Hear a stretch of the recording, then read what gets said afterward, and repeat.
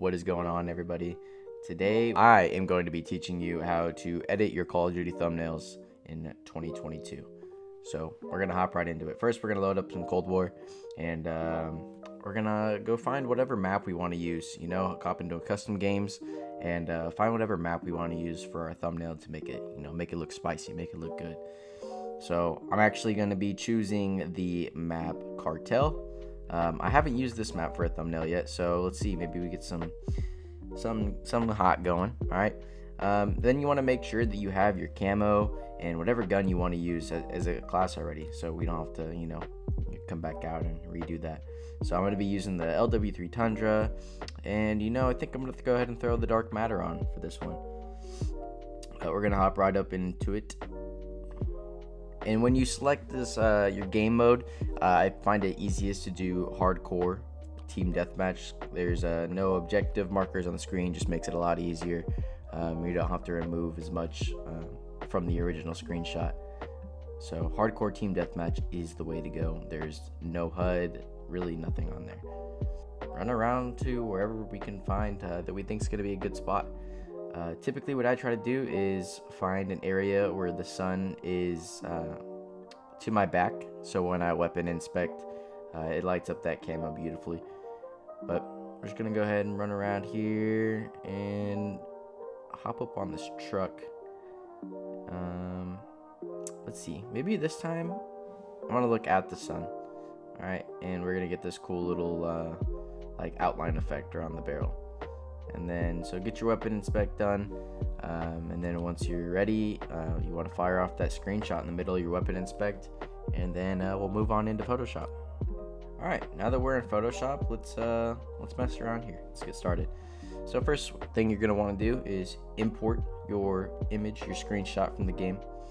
All right, and then the second thing you're going to do, in the bottom right hand corner, you're gonna see two little squares and a black circle. So you're gonna grab your select tool and just select right over it, and then you're gonna right click, hit fill, and then make sure that says content aware. All right, and opacity on 100, mode normal, hit OK. That's gonna get rid of those for you nice and easy. Control D or Command D to deselect. And this is the part that really gets everybody. This is what takes the most time. Is you're gonna grab your select tool once again, quick selection, and after you've already duplicated your layers, you're gonna go ahead and select around the weapon and your left hand, and basically isolate it from the background. So I'm gonna do that now. I'm gonna speed it up so you guys don't have to sit here and watch the whole thing. You get real nitpicky with it, but yeah, we're gonna hop right over.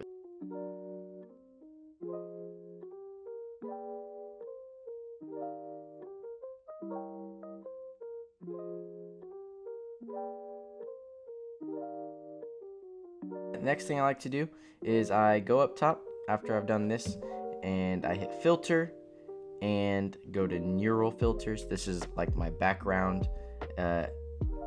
So this is what I like to do to kind of make my backgrounds different from everybody else. Just turn up the saturation a whole bunch.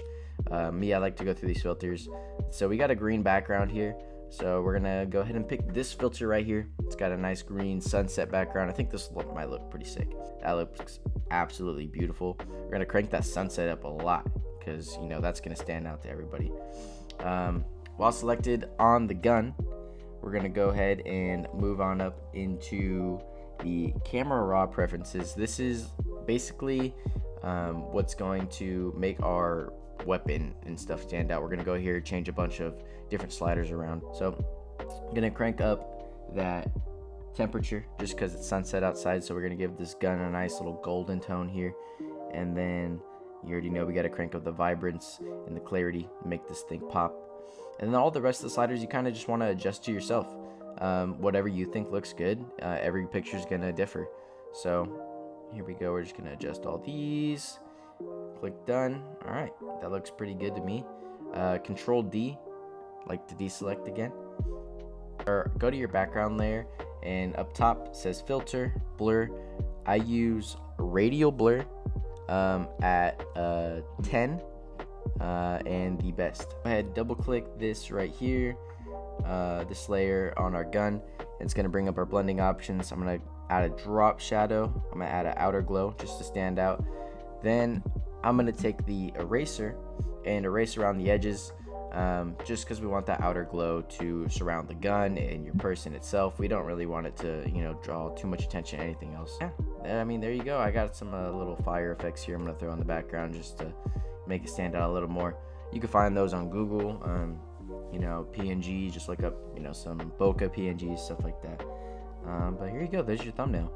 So I hope you guys enjoyed, and we'll see you on Monday.